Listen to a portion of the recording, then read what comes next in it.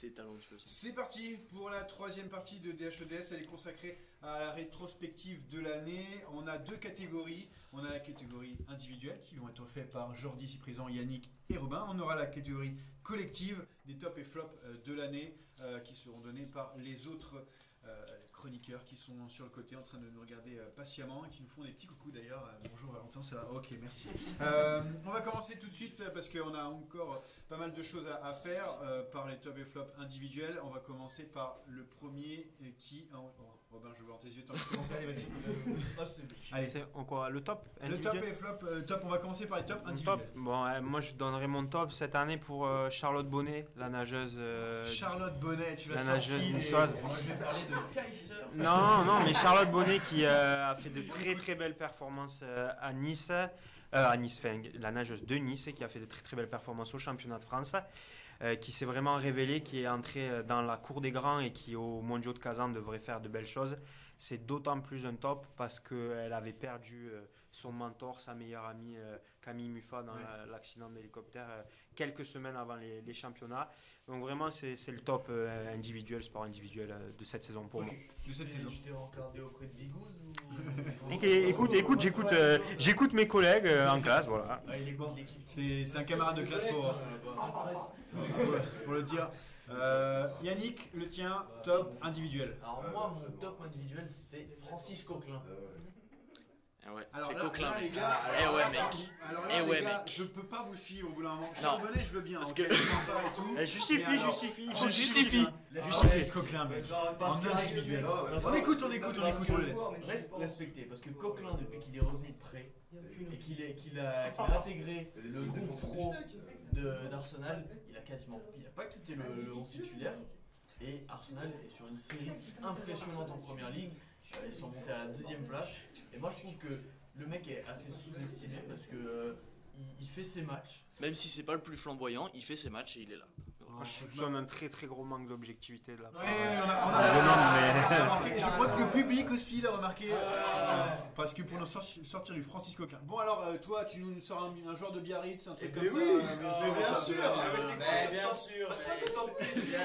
C'est le top. J'ai pas dit le top personnage, j'ai dit le top l'année sportive, on est d'accord. Moi, j'attends Djokovic, des trucs comme Il ça. va nous sortir un Teddy Thomas là. Mais non. Alors, c'est parti. Respectez pas. Ni Manol, non? Non, C'est vrai que j'aurais pu citer le Yanol, mais oui, Yash aussi pour sa performance. Bien sûr, évidemment. Mais non, mon top il vient pour Phil van der Waalt, qui est sûrement la révélation, sûrement le meilleur troisième ligne centre de la Pro D2 cette année. Et c'est une très bonne pioche pour le Biarritz Olympique, mais je pense qu'il ne va pas rester très longtemps, puisque Il est déjà sur les papiers du Stade Toulousain. Et puisque Biarritz ne brille pas vraiment pour les. On Enfin, ne remontera pas. ouais, on remontera pas. Bon, bah ça c'est fait. On va passer au flop. On a eu des bons tops quand même. On est d'accord dans le public que franchement les tops C'était recherché, mec. Et les flops maintenant. Alors, on va commencer par Jordi. Tiens. Jordi, ton flop de j'ai l'année. rien préparé en fait. Bah alors tu me sors un flop parce que Tu sors un flop. quelqu'un qui t'a pas plu cette année. Un mec qui m'a pas plu cette année. Carmelo Anthony. Non, bon. Et bon, Ouais, on va laisse-le passer à Yannick. réfléchir. Voilà, non, Oh, bah ça va. Alors moi mon flop c'est Lance Stevenson. Lance Stevenson. Là ça passe, là Parce ça que passe. Lance Stevenson à Charlotte c'était. On parle de NBA, bien sûr, basket. On parle de NBA bien sûr. Qui a signé à Charlotte l'été dernier. Et le mec était à 15 points par match, même un peu plus, même 17.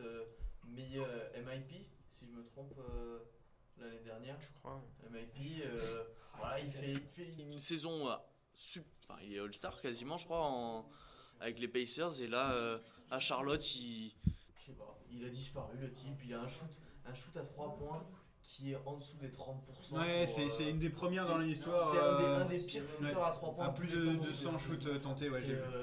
Voilà, je comprends pas, le mec, bon, ça suffit pas de C'est- sur l'oreille de LeBron pour la prochaine. Le truc, c'est que c'est pas une nouveauté que Lance Stephenson, c'est pas un shooter. Ah oui, Donc, mais bon, quand t'es pas un shooter, tu shootes pas quoi. Tu shootes pas sans. Mais quand on offre contrat max au mec et qu'il est propulsé franchise player, enfin voilà, donc. ah, mais franchement, franchise player, c'est Kemba Walker ou Al Jefferson. Merci, Philou. Liga. Ah ouais, c'est ça. Jordi, Ouais, reviens toi. Allez, c'est bon, tu J'avais l'as eu trouvé. un trou de mémoire un peu trop. Bien sûr, un trou de mémoire. J'ai bu un peu trop de bière aujourd'hui. Non, mais moi, mon flop, c'est pour Gervais Martel. Et Hafiz. C'est pour Gervais, non, c'est pour Gervais Martel et sa gestion calamiteuse du Racing Club de Lens et de toute l'affaire Mamadov et tout ça. Donc voilà, moi je suis très très très déçu par cet homme-là qui donne pas forcément une très bonne image cette année du club et pourtant il a fait beaucoup pour porter le RC Lens au sommet et malheureusement il va l'amener dans les bas-fonds. Est-ce que tu as vu que la ville de Lens et je crois que la région va essayer de reprendre le club, mais sans Gervais Martel? Voilà, 8 millions d'euros qui sont déjà presque réunis pour le la RC Lens en Ligue 2. En Ligue 2 hein. Ouais. Donc, Oui, ils ont d'accord. Attends, Martel. On a l'impression qu'il est greffé au RC Lens. Ouais. Ça fait des années. Un peu comme Wenger Arsenal, les gars, il a has-been. Ouais, je suis d'accord. C'est un peu la mafia du Nord. Wenger, Quoi. après, C'est c'est un normal. peu le mec qui C'est Berlusconi. a toujours traîné dans des affaires louches et qui en est toujours sorti un peu indemne. Quoi. Donc, Le je public. pense qu'il serait temps qu'il passe la main. Ok, Robin, à toi pour conclure cette catégorie individuelle. Moi, j'en ai deux en fait. Est-ce que je peux en donner deux ou est-ce que je peux... Non, on lui laisse. Avant, là, donc C'est mon chouchou, il a le droit aux deux. Bon, j'en fais un. Si c'est pourri. J'en ai un, je connais même pas son nom, tellement c'est une catastrophe. Mais c'est le manager général de Phoenix qui était en course au play-off avec Isaiah Thomas et Goran Dragic et qui a tradé tous ces mecs. Il a tradé tous ces mecs pour envoyer Isaiah Thomas à Boston qui était à la rue complet et qui s'est qualifié en play-off et Goran Dragic à Miami qui, s'il n'y avait pas eu les ennuis de santé de Chris Bosh, aurait pu être à la lutte aussi pour la qualification en play-off, alors que Phoenix s'est complètement effondré. Les frères Maurice, Markif et Marcus Maurice vont passer au tribunal pour avoir cassé la gueule à un mec. Non mais c'est le gestionnaire des Phoenix Suns, c'est mon flop individuel. À lui tout seul, il a plombé la franchise quoi. Moi, je veux compléter ce que tu viens de dire, c'est que pendant des années, les Suns, ils trade tout leur tour de draft, donc ils en avaient quasiment aucun dans les prochaines années qui arrivent. Et là, du jour au lendemain, le GM s'est décidé, on va reprendre nos tours de draft ou prendre des meilleurs et on va virer tous nos joueurs. C'est complètement con. Bon, ça c'est largement légitime pour ce flop de l'année. On va faire un petit changement. Au revoir. Et je vais dire bonjour aux trois qui étaient là précédemment pour la catégorie. Bien sûr, on a la catégorie collective de l'année. Les Spurs, bien sûr, qui vont bientôt peut-être se faire éliminer. Non, encore, mais bien sûr. Et cette nuit, tout d'un coup, ça change de style quand même. Hein. Ça redevient plus sérieux là d'un coup là. Voilà. La version classe. Au prochain tour, les Spurs. Arrêtez les rageux là.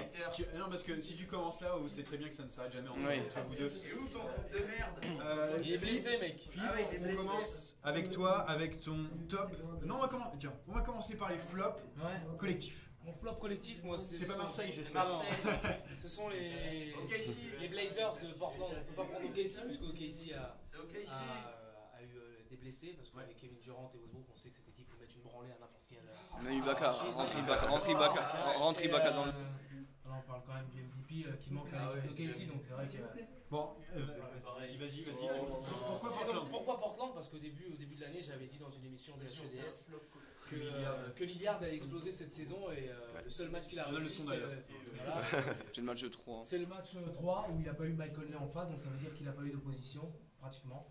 Et voilà, c'est dommage parce que quand même, t'avais même si Portland a eu la blessure de Wes Matthews, qui l'a handicapé cette saison, qui était vraiment le mec qui apportait du scoring, ils ont recruté quand même Aaron Alflalo qui n'a pas eu l'impact qu'il aurait dû avoir. Et Batum qui je pense est arrivé complètement cramé puisqu'il n'arrête pas d'enchaîner les compétitions. C'est un impact moindre, mais Portland a eu beaucoup de blessures aussi pendant l'année. Aldridge a quand même joué presque toute la saison avec un doigt cassé. S'il allait se faire opérer et louper toute la saison prochaine, un truc dans le genre. Là, il va devoir se faire. Il va se faire opérer, il va louper toute la Summer League et tout. Franchement, ce serait un miracle s'il revient pour le début de la saison prochaine. Ok, on a compris ton flop. Le tien, Valentin. On reste en NBA. C'est les New York Knicks. Non, pas NBA. Les New York Knicks pour l'ensemble de leur œuvre, que ce soit les joueurs ou les dirigeants. Je respecte entièrement, complètement Mark Jackson pour tout ce qu'il a fait dans sa carrière, que ce soit avec les Lakers ou les Bulls. Mais depuis son arrivée aux Knicks, c'est un peu compliqué. Il a fait des choix que je comprends pas vraiment. Son idée de reprendre son jeu en triangle qu'il a fait avec les Bulls et les Lakers n'était pas du tout fait pour l'effectif qu'il avait. Parce que je suis désolé, mais quand t'as Galloway, quand t'as Tim Hardaway, C'est Bargnani le franchise plié. Bargnani, Jason Smith, ces genres de joueurs, c'est impossible de faire ce style de jeu. Et il va vraiment falloir changer quelque chose parce que j'ai peur que Carmelo regrette son choix d'être resté à New York l'été dernier. J'espère qu'il regrette déjà en tout cas. Thomas, c'est pas de la NBA. Non, tu vas encore me traiter de Sportix, mais moi je reviens en Europe. Ah. Voilà. Non, moi, tu l'as évoqué tout à l'heure. Moi, je voulais parler de Dortmund parce que c'est un club que j'apprécie beaucoup en Bundesliga et avec le départ catastrophique qu'ils ont fait en début de saison. Déjà, être 8ème à ce stade de la compétition, je trouve que c'est pas mal. Ils peuvent encore jouer à la Ligue Europa l'année prochaine. Ils peuvent encore jouer à la Ligue Europa, mais surtout s'ils gagnent la Coupe d'Allemagne. Mhm. Et en fait, moi, ça me fait surtout mal au cœur pour Jürgen Klopp, voilà, qui est au club depuis 7 ou 8 ans. Et finir sur une saison un peu morose comme ça, je trouve que c'est un peu dommage pour ce club qui a des joueurs de qualité, mais bon, qui se les fait piquer toutes les saisons par le Bayern. Après, je pense que voilà, Dortmund c'est toujours son projet en main. Ils ont recruté l'entraîneur actuel de Mayence qui est. Voilà, Klopp venait de Mayence aussi et Mayence est une bonne équipe de Bundesliga. Ils partent c'est une bonne école. voilà, ils partent pas, tous les joueurs vont pas partir. Ils ont quand même un effectif. Ils ont des joueurs jeunes comme Ginter, Matthias Ginter. On a des joueurs jeunes par ligne et franchement c'est une équipe qui a de l'avenir. Il n'y a pas de souci à se faire pour Dortmund quoi. C'est pas une équipe en fin de. Non, c'est pas. Non, c'est une très belle équipe en plus. Il y a un projet, mais bon, c'est une partie de la saison. Puis il y a des joueurs qui doivent revenir à leur niveau d'avant. Je pense à Immobilier, je pense à Kagawa aussi, qu'il faut qu'il revienne à son niveau d'avant Manchester United quand il était ses premières saisons avec Dortmund. Voilà. Par contre, il risque de perdre Ilkay Gundogan au mercato là. Il n'est pas aussi bon qu'avant à Gundogan. Bah, il a eu du mal à revenir de sa blessure et franchement, Ils doivent recruter un bon attaquant parce que tu peux pas faire une saison entière en Bundesliga ou en Europa League avec seulement Aubameyang et Immobilier en pointe. Fais attention à Aubameyang. Aubameyang, il a fait une bonne saison. Oui, mais il fait une bonne saison. saison, mais pas suffisant. On va pas en débattre là maintenant. On va passer directement au top maintenant collectif et on va commencer par Valentin. Je choisis au hasard. C'est tout simple. Mon top collectif, c'est l'équipe de France de hand qui a été championne du monde. Ça c'est un vrai top. Hein. Au passage, je veux dire aux autres chroniqueurs que ça c'est un vrai top. Voilà, merci. Non, c'est ça semble évident et les années faut en parler. Les années se suivent et se répètent. Cette équipe est vraiment impressionnante. Ils ont loupé le dernier championnat du monde, ils les avaient loupés et ils étaient toujours quand même les favoris et ils ont prouvé que ça restait une grande équipe. Mention spéciale pour Thierry Meilleur qui malgré les années comme Tim Duncan en basket reste monstrueux. Ils ont gagné hier en plus face à Macédoine. Hier 27-25. Ça reste le seul, mais c'était pas évident. De toute façon après c'était pas évident. C'était pas évident, ça a été un match compliqué, surprenant parce que c'était la Macédoine. Mais c'est un match de qualification, faut pas s'en faire. Je pense que cette équipe va être les favoris pendant les 2-3 prochaines saisons. Thomas, le tien, collectif, top collectif. Bah en fait moi je voulais faire passer mon individuel dans les collectifs parce que je voulais parler d'Hubert Fournier, donc je vais dire que c'est Lyon, mais surtout pour parler d'Hubert Fournier. Pour moi, ah bah si, moi c'est un petit top. Mais franchement, en top collectif j'ai rien trouvé d'autre. Hein, donc voilà. Bon bah ça serait donc c'est Lyon et Hubert Fournier. Non, pourquoi pour leur saison justement. Pour la saison, parce qu'avec le groupe qu'il a, jeune et assez inexpérimenté. Je trouve que voilà, être deuxième à 3 points du PSG à ce stade de la saison, je trouve que il a fait du bon boulot, surtout en venant de Reims. Il va exploser, il va exploser. Le top, il va exploser. Tu feras le tien après, c'est le mien. Après tu iras crier, une fois qu'on est en pause, tu iras crier dehors, tout ira bien. Donc on ira boire une bière. Pour la saison. Non mais je vais arrêter parce que je sens qu'il va exploser là. Mais enlève encore un petit bouton. Plus les boutons descendent, c'est plus énervé. Donc Philippe, le tien, collectif. Moi c'est la performance des All Blacks qui ont gagné le Rugby Championship et qui sont à l'approche de la Coupe du Monde archi favoris. Ils ont impressionné, ils ont perdu un match face à l'Afrique du Sud mais ils avaient déjà gagné ils s'étaient déjà assurés du titre quoi. Et en ce moment il y a des joueurs comme Savea, comme la paire de centre Nounou Smith, derrière t'as Israel Dak, t'as Ben Smith. C'est des joueurs c'est la référence mondiale au poste et je vais vous demander de surveiller un joueur qui pense qu'il va exploser cette année qui s'appelle TJ Perenara et qui est le demi de mêlée des Hurricanes de Wellington et qui est pour moi le prochain futur grand demi de mêlée du rugby mondial. Le problème, c'est qu'il n'y a que toi qui regarde les matchs de Super 15. On va pas pouvoir le surveiller de près. Mais on y fera attention. Ok, la Coupe du Monde. À la Coupe Vous du allez Monde. voir que. Ok, on y pensera. Aaron Smith le titulaire. Vous restez avec moi, j'ai un Bast ou pas Bast à vous proposer. Ah, ouais. Oh, vas-y. Autant le Allez. faire. On va faire le jingle. Anthony, le jingle Bast ou pas Bast. Ah, il a pas peur de le dire, ça, je l'avoue. Bon, alors j'ai pour vous proposer, parce que j'arrive plus à me relire parce qu'on a chiffonné toutes mes fiches. Là, comme Hanouna sur TPMP, on lui balance ses fiches, petite dédicace pour Anthony. Le premier Bast ou pas Bast, c'est Gap et Grenoble qui seront dans le troisième et dernier chapeau tirage au sort de la Ligue des Champions de hockey. On s'en fout. Bast. Il n'y a que Jordi qui fait le hockey ici, franchement. Ah, Bast, c'est complet. C'est Bast. Bast complet. L'année dernière, il n'y avait qu'une seule équipe, maintenant il y en a deux. Là, on s'en fout. Ouais, ok, super. Ouais. Le PSG a levé l'option d'achat de Serge Aurier et je pense que là c'est pas Bast parce que c'est impressionnant. incompréhensible. Ils font le choix de confirmer Grégory Van Der Wiel dans ses fonctions. C'est un peu important. 10 millions quand même pour Serge Aurier. C'est cher, c'est pas cher. C'est cher. Pour le prix du marché en ce moment, c'est pas cher. Bon, c'est pas C'est cher. pas cher. C'est surtout que c'était obligatoire. Ouais, mais bon, ils ont quand même pris le prix jusqu'en 2019. C'est très drôle surtout. C'est drôle. Mais bon, il est pas Ouais. si mauvais que ça. Il est pas si mauvais que ça. Bah oui. Alors j'ai une autre, c'est la prochaine finale de la Coupe d'Europe. Si la France devait être choisie, ce serait au Vélodrome de Marseille. C'est en rugby. Est-ce que ça intéresse ou pas du tout? La prochaine finale de la Coupe d'Europe donc serait au Vélodrome de Marseille si la France était choisie. Bah, En rugby. Ouais, bah c'est bien pour la France. Pour une fois. Si on est club français en Pour une finale. fois, c'est pas un truc Le nouveau Vélodrome, c'est un bijou donc. Non, franchement, c'est très bien pour. puis il sera plein. C'est très bien pour la compétition et pour la France.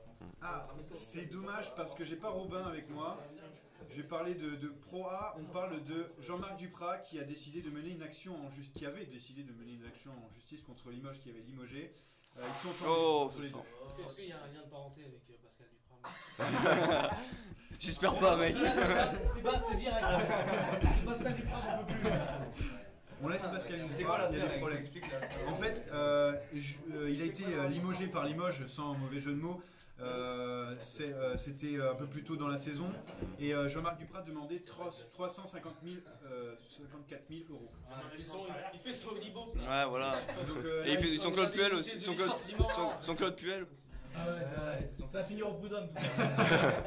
Non, ils sont entendus là, c'est bon, tout va bien. Bah ils voilà. ont fait la bise. À la Bah alors fin. Bast. Ok. Bast. Alors, ça sera une grande première dans le sport féminin cette saison. On aura le top 8 de rugby féminin sur France 4 samedi 2 mai à 15h. Est-ce que ça vous intéresse ou pas? Robin, tu peux venir sur le plateau? Non. Mais il l'a fait spécialement pour Et Robin. on aura aussi la finale en passant de Ligue des Champions féminine de football qui sera transmise le France 2 le 14 mai prochain. C'est un bon moyen de développer leur sport. Enfin, oui. Leur sport. Non, mais pas leur sport. Oh, le mec. Des sous-aides. Oh là là. Vous voyez mal partout. On continue avec les femmes, c'est mon dernier pour Bast ou pas Bast, c'est Mladenovic, la célèbre tennisman française, en demi de Marrakech. Bast. Fais son Gilles Simon là. C'est nul. C'est nul. En demi de Marrakech qui pourrait jouer Flavia Pelletta en demi-finale. Oh ouais, génial. Et qui a éliminé la numéro 1, classée numéro 1, Muguruza, l'Espagnol. Ouais, Bast. Il faut suivre bien les performances de Gilles Simon à l'Open de Nice. Ouais. À suivre. Alizé Cornet aussi du côté des femmes. Il était tête de série numéro 1 à Bucarest et il s'est fait éliminer d'entrée, je crois. Ah ouais. Et ça t'étonne? Ça t'étonne? Non, mais il le connaît bien, JC. Mais oui, tu le connais très bien. C'est très bien, il a déjà eu. Oui, bien sûr, je connais très bien. Tu te Bon, rappelles, JC? on va finir sur cette troisième partie. On se retrouve dans la quatrième qui sera consacrée à nous, en fait, tout simplement à DHEDS et à l'émission qui a duré 2 ans. On se quitte maintenant. Anthony, on se quitte, non?